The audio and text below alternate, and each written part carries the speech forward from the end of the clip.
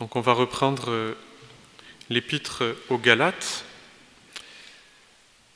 le chapitre 1 et les versets 6 à 10. Galates, chapitre 1, les versets 6 à 10. Je m'étonne que vous abandonniez si vite celui qui vous a appelé par la grâce de Jésus-Christ pour passer à un autre évangile. Ce n'est pas qu'il y ait un autre évangile, mais il y a des gens qui vous troublent et qui veulent renverser l'évangile du Christ. Mais si quelqu'un, fût-ce nous-mêmes ou un ange du ciel, vous annonce un autre évangile que celui que nous vous avons annoncé, qu'il soit anathème. Je l'ai déjà dit et je le dis encore maintenant, si quelqu'un vous annonce un autre évangile que celui que vous avez reçu, qu'il soit anathème. Et maintenant, est-ce l'approbation des hommes que je cherche ou celle de Dieu? Ou bien est-ce aux hommes que je veux plaire? Si j'en étais encore à plaire aux hommes, je ne serais pas serviteur de Jésus-Christ. On va lire deux passages en parallèle. D'abord dans l'épître aux Romains, au chapitre 1 et au verset 16. Romains 1, verset 16.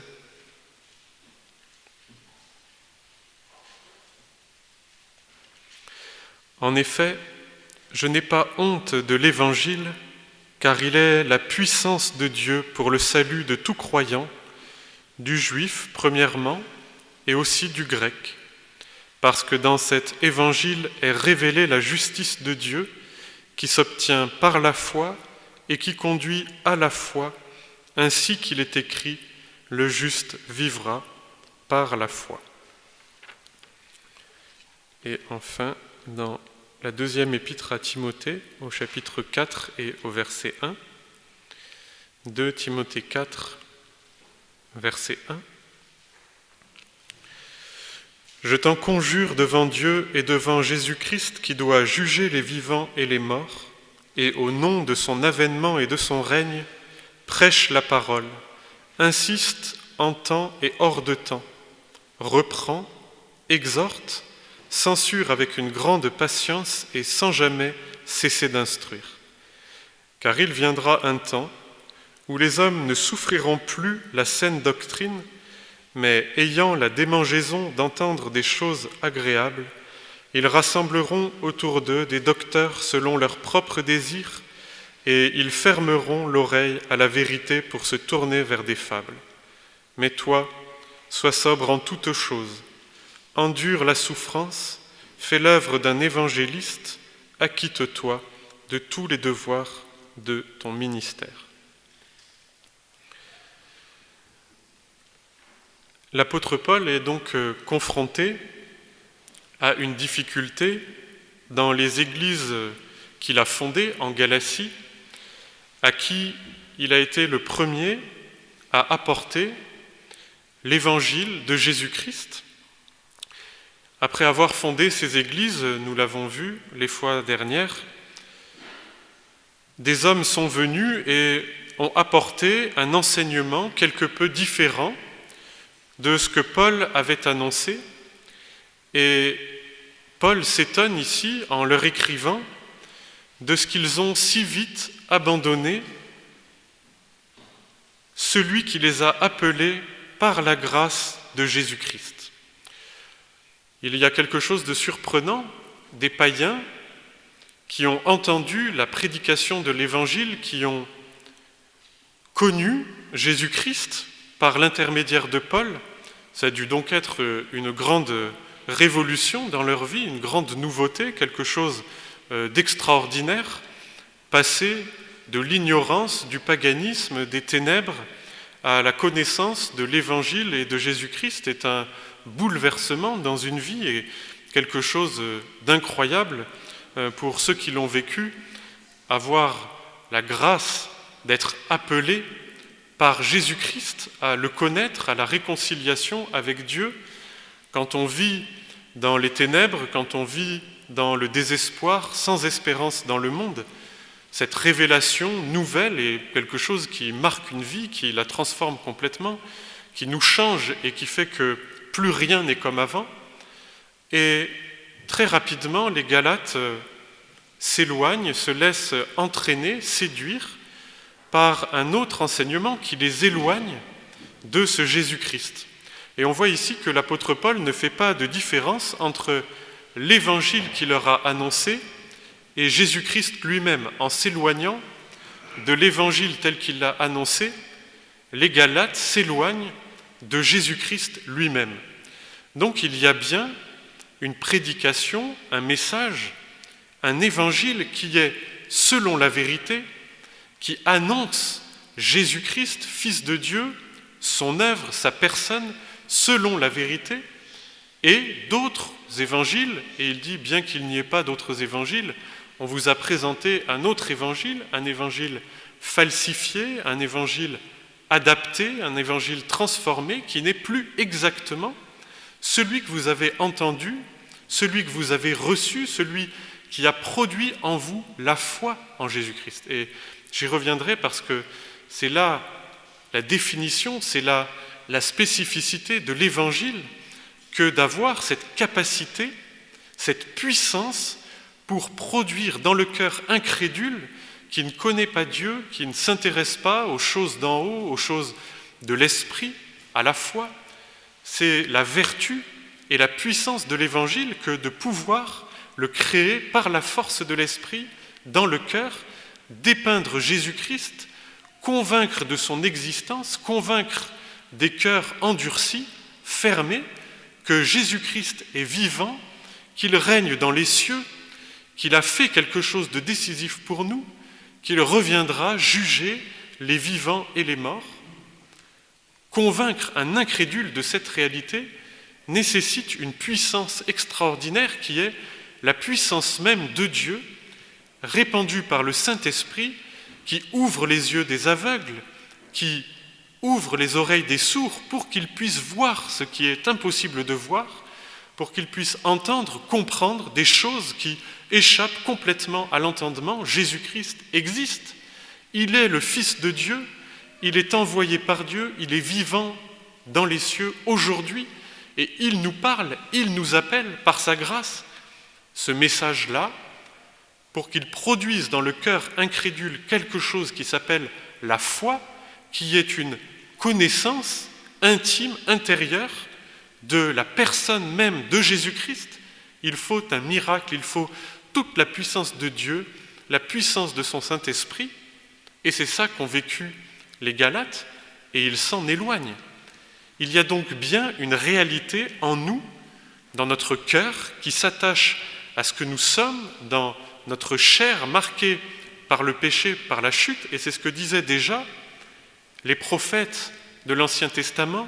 Ce peuple s'égare toujours. Il a le cœur endurci, il a des yeux qui ne voient pas, il a des oreilles qui n'entendent pas, son cœur l'égare sans cesse. Leur cœur les égare sans cesse. Et nous sommes comme cela. Entendre parler de l'Évangile, nous qui baignons dedans, l'Évangile pour nous, c'est quoi? C'est quelque chose d'acquis, c'est quelque chose qui nous a permis de connaître Jésus-Christ. Le mot même « Évangile » n'évoque plus guère pour nous la bonne nouvelle du salut à des hommes perdus dans leurs péchés, égarés dans leur fausse religiosité. L'Évangile, ce mot-là, n'évoque plus grand-chose pour nous. Pourquoi? Parce que nos cœurs s'habituent, parce que nos cœurs s'endurcissent par la séduction du péché, des plaisirs, de la mondanité, par notre petite vie, par nos petits projets, par nos petites préoccupations. L'Évangile, Jésus-Christ crucifié pour notre salut, ces choses disparaissent, nous nous égarons, nous nous éloignons, nous ne savons plus que l'Évangile est un trésor, qu'il est la perle de grand prix, qui nous a été révélé comment? Par la prédication de l'Évangile dans toute sa vérité. Or, nous sommes des hommes religieux, notre cœur s'égare sans cesse, c'est une réalité qu'il nous faut regarder en face, qu'il nous faut reconnaître. Nous ne pouvons pas nous bercer d'illusions. Nous avons tendance, tout le temps, à nous détourner de l'évangile de Jésus-Christ, de la croix, pour nous tourner vers des fables, des messages, des choses qui nous correspondent, qui nous font plaisir, qui vont dans notre sens, qui ne nous dérangent pas trop, qui ne nous mettent pas face à Dieu, face à sa sainteté, face à ses exigences, face à ce qu'il a fait pour nous. Déjà dans le prophète Ésaïe, nous lisons cette réaction du peuple d'Israël: éloignez de nous le Saint d'Israël, éloignez de nous sa présence, dites-nous des choses intéressantes, prophétisez-nous des choses flatteuses, des choses agréables, surtout que le Saint de Dieu, que la sainteté de Dieu ne nous confronte pas, ne nous provoque pas, ne manifeste pas en nous notre tendance religieuse à nous endormir, à préférer être bercés par des paroles que nous avons l'habitude d'entendre.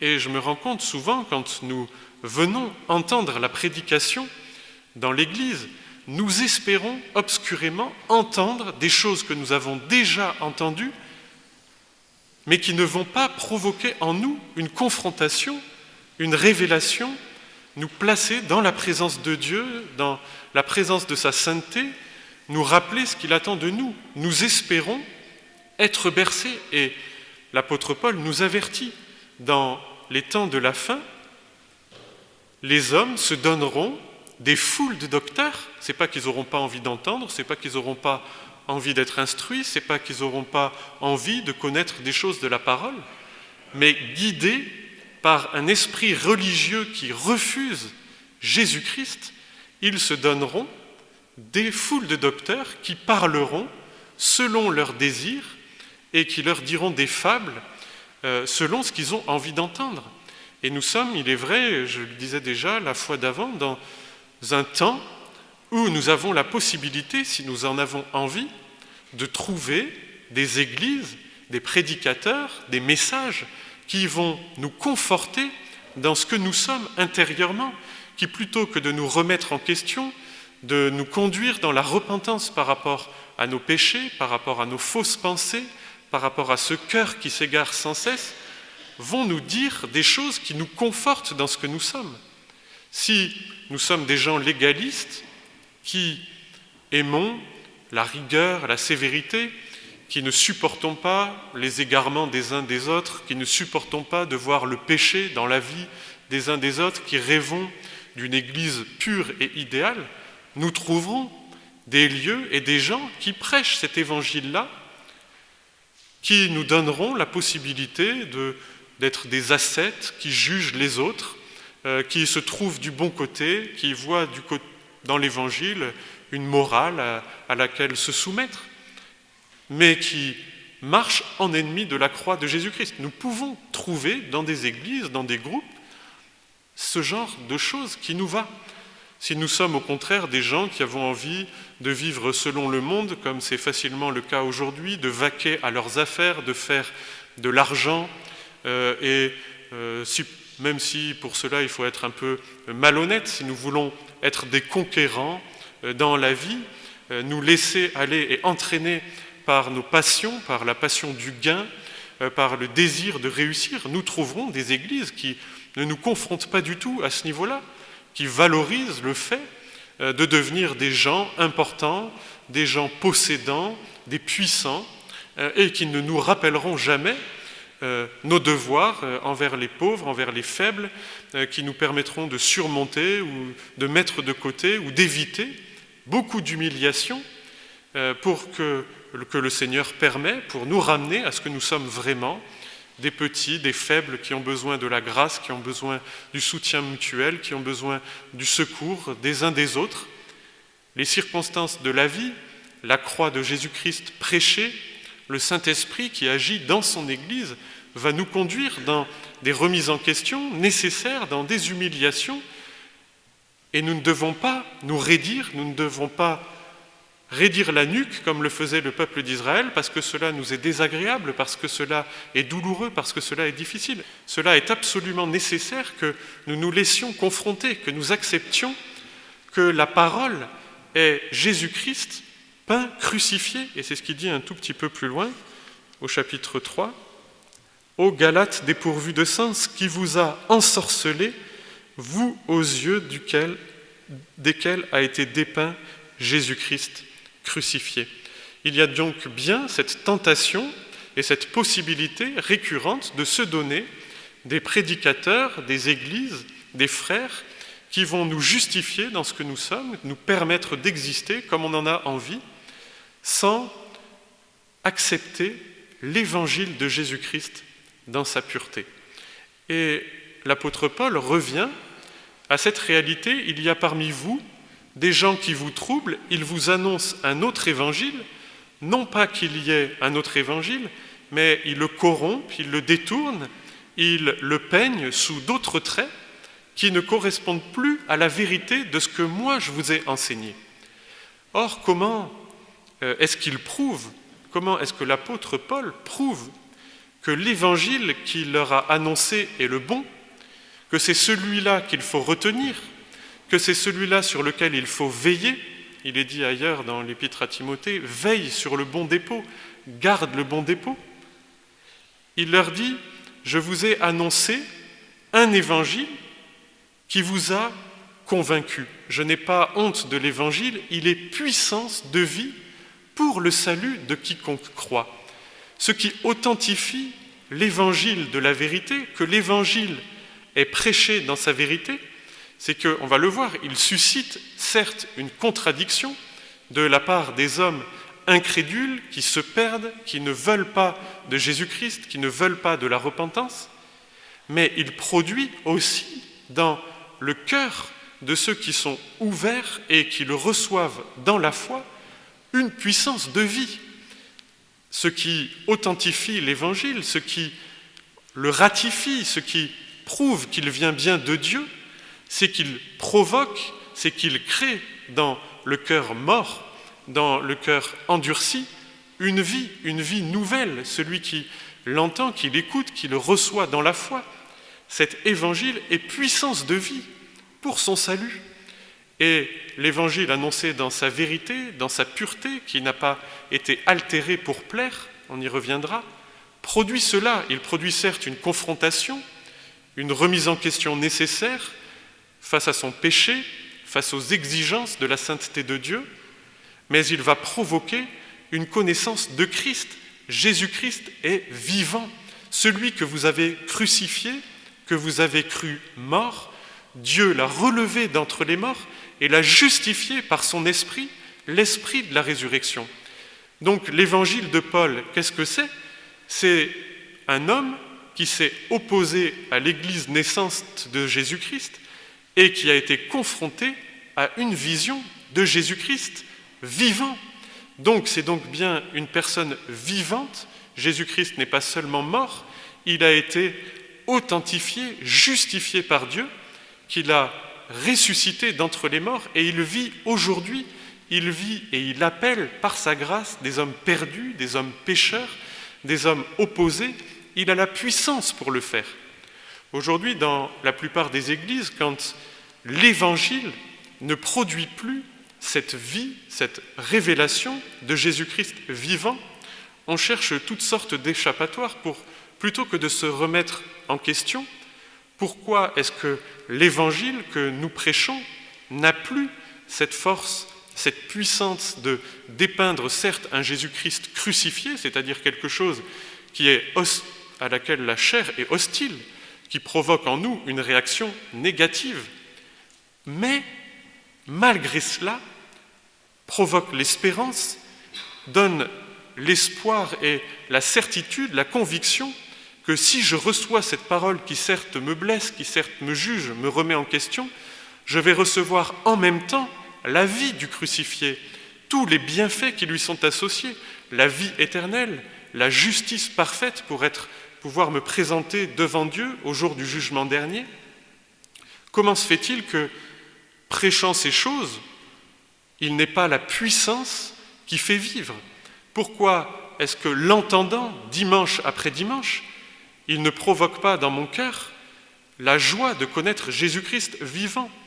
Pourquoi est-ce que les jeunes, pourquoi est-ce que ceux qui viennent de l'extérieur sans jamais avoir rien entendu, ne connaissent pas, en l'entendant, Jésus-Christ, crucifié certes, mais vivant et appelant par sa grâce. Nous préférons bien souvent, plutôt que de nous confronter à cette réalité, l'évangile que nous prêchons a peu de force, peu de puissance dans notre bouche, dans notre Église, dans notre témoignage, nous préférons l'adapter. Et c'est ce qui se fait tout le temps. Je lisais cette semaine un livre qui raconte l'histoire de l'Église réformée de France, qui est la principale institution protestante aujourd'hui en France.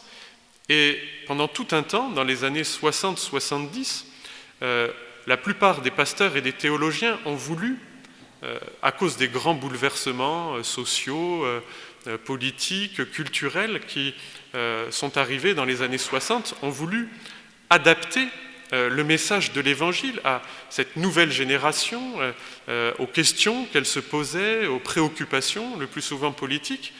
Et aujourd'hui, c'est ce que l'on fait encore dans les milieux évangéliques pour attirer la jeunesse, pour plaire, pour être agréable. On met de côté la vérité de la croix qui blesse, qui remet en question, qui confronte, qui révèle le péché, qui appelle à un changement, et nous mettons en avant des éléments sélectionnés, confortables, agréables, pour créer un pont avec les gens auxquels on désire s'adresser. On galvaude l'Évangile, on l'affaiblit, on l'atténue de ce qui est la chose principale. C'est au travers de la mort de Jésus-Christ, de la croix, que sa vie est donnée, qu'elle est manifestée et qu'elle produit la puissance. C'est quand je suis faible que je suis fort, c'est quand j'accepte la croix dans ma vie, la remise en question sans cesse, que l'Esprit est répandu et qu'il est donné et qu'il accompagne la prédication de l'Évangile. Or, aujourd'hui, justement, parce que l'Évangile risque de déplaire, que soi-disant il n'est pas au goût du jour, ou qu'il est trop réactionnaire, ou qu'il est trop conservateur, ou qu'il est trop ceci, ou qu'il est trop cela, et qu'on a peur que les gens qui l'entendent ne le comprennent pas, on le traduit, on l'adapte, et on lui fait perdre toute sa puissance pour être agréable aux yeux du monde, pour ne pas perdre des gens dans son Église. Et on sait, bien sûr, que si l'on prêche le message de la croix, si l'on prêche Jésus-Christ et qu'on le dépeint crucifié, il va y avoir des défections, il y a des gens qui ne voudront pas suivre. Mais si c'est vécu dans la foi, par fidélité au message, au bon dépôt, alors peut-être il y aura des difficultés, peut-être qu'il y aura de l'opposition, mais il y aura aussi l'accomplissement des promesses. Et ce qui m'a beaucoup touché, c'est que Jésus-Christ vivant dans les cieux, se révélant à l'apôtre Paul, c'est un Jésus-Christ qui a été crucifié par des hommes, dont la vie a été apparemment un échec, discrédité sur le plan des hommes, mais justifié par l'Esprit.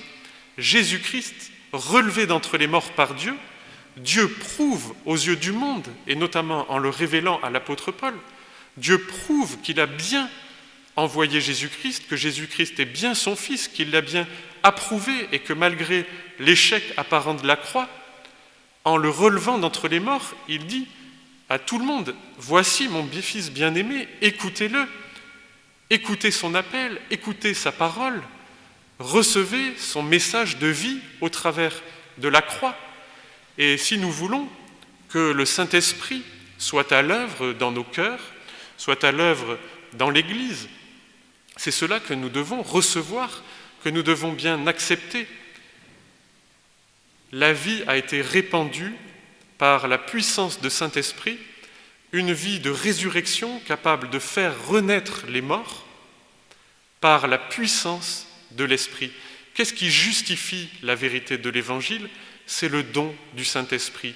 Le Saint-Esprit répandu sur toute chair qui va donner aux hommes et aux femmes qui vivent sous l'esclavage du péché, sous l'esclavage de la religiosité, de la fausse religion, une vie nouvelle, un rafraîchissement, un regain, quelque chose de nouveau en soi dont on peut témoigner à nouveau.